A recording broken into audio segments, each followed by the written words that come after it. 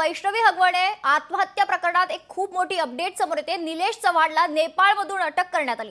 वैष्णवी हगवणेचं बाळ निलेश चव्हाणकडे होतं। कसपटे कुटुंबाला धमकावल्याचा देखील आरोप निलेश चव्हाणवर करण्यात आला होता आणि त्याच्यानंतर खरं तर पोलीस निलेश चव्हाण याचा शोध घेत होते। मात्र आता निलेश चव्हाणला नेपाळमधून अटक करण्यात आली। पुणे वैष्णवी हगवणे प्रकरणातील फरार आरोपी निलेश चव्हाणला अखेर अटक करण्यात आली आहे। बावधन पोलिसांनी चव्हाणला नेपाळमधून ताब्यात घेतलं।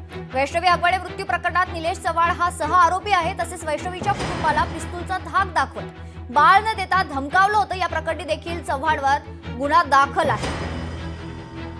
याविषयी अधिक चर्चा करूयात। आपल्यासोबत ठाकरेंच्या शिवसेनेच्या उपनेत्या सुषमा अंधारे देखील जोडल्या गेलेल्या आहेत। सुषमाताई, सर्वात पहिली प्रतिक्रिया काय आहे? निलेश चव्हाणला खरं तर ताब्यात घेण्यात पोलिसांना यश मिळालंय।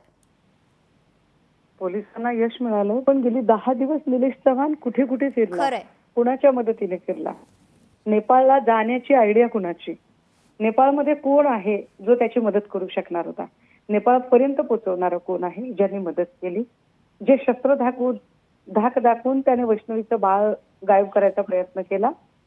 मुळात त्या शस्त्राचा परवाना पुणे ग्रामीण पोलिसांनी नाकारला होता।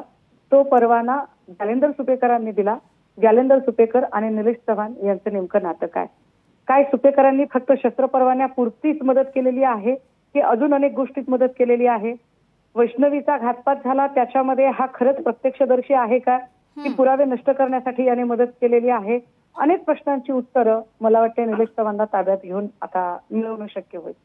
निश्चित। धन्यवाद सुषमाताई, आपण दिलेल्या आपल्या प्रतिक्रियेसाठी।